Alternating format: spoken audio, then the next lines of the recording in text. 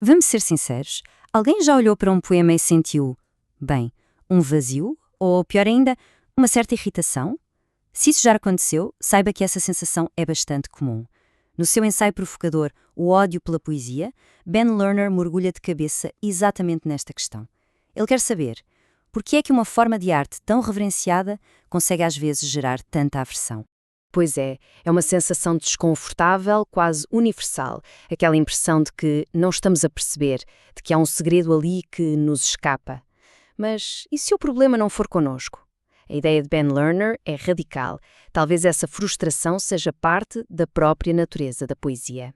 Esta frase é surpreendente, não é? Ela abre o ensaio de Lerner. Mas o mais curioso é que a frase não é dele. É, na verdade, a primeira linha de um poema chamado Poesia, da poeta modernista Marianne Moore. Espera aí, uma poeta a admitir que não gosta de poesia? É exatamente aqui que a investigação de Lerner começa para valer. Lerner até conta uma história pessoal. Na escola, ele escolheu este poema para decorar por ser o mais curto e mesmo assim não conseguiu. Mas esse pequeno fracasso pessoal abriu os olhos dele para uma questão muito maior. Que tipo de arte é esta que parece ter a antipatia no seu próprio ADN, declarada até pelos seus maiores praticantes? Para o Lerner, a chave para a gente entender essa frustração toda está numa distinção que é crucial, uma coisa que a gente confunde o tempo todo. A diferença entre a poesia, com P maiúsculo, como um ideal, e os poemas, com P minúsculo, que são os textos que a gente lê.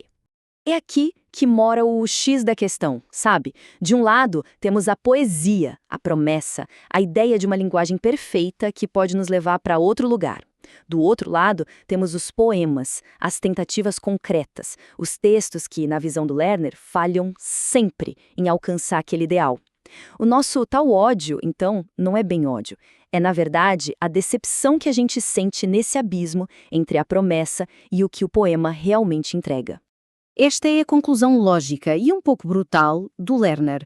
Cada poema, não importa o quão genial ele seja, é só um eco imperfeito daquela poesia virtual que é inalcançável.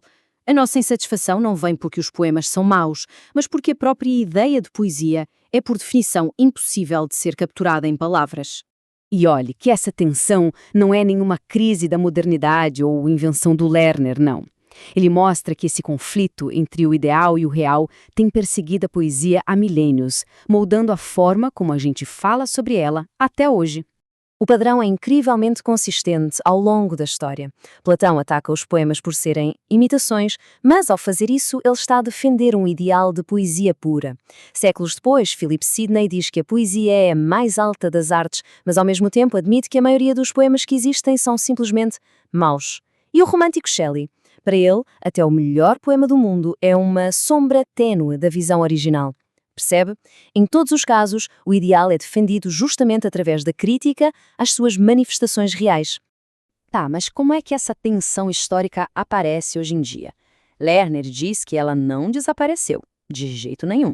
Pelo contrário, ela se cristalizou em diferentes tribos de pessoas que não gostam de poesia, e cada uma tem as suas próprias razões para se sentir desiludida.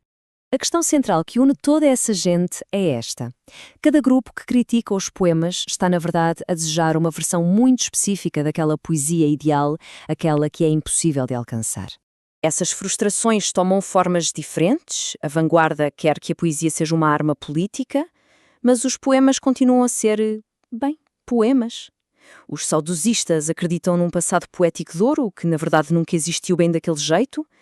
E o público em geral sente que a poesia promete uma conexão universal, mas acaba por encontrar textos que parecem distantes. No fundo, todos eles à sua maneira odeiam o fracasso do poema em ser a poesia que tanto desejam. Mas é aqui que o argumento do Lerner dá a sua virada mais interessante e poderosa. E se esse ódio todo não for o contrário do amor?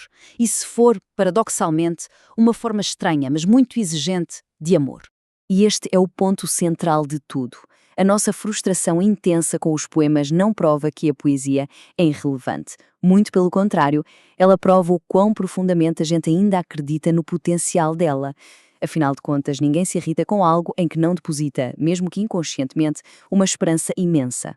Lerner nos deixa com esta provocação final. Em vez de simplesmente rejeitar um poema, a gente devia aperfeiçoar o nosso desprezo. O que é que isso quer dizer?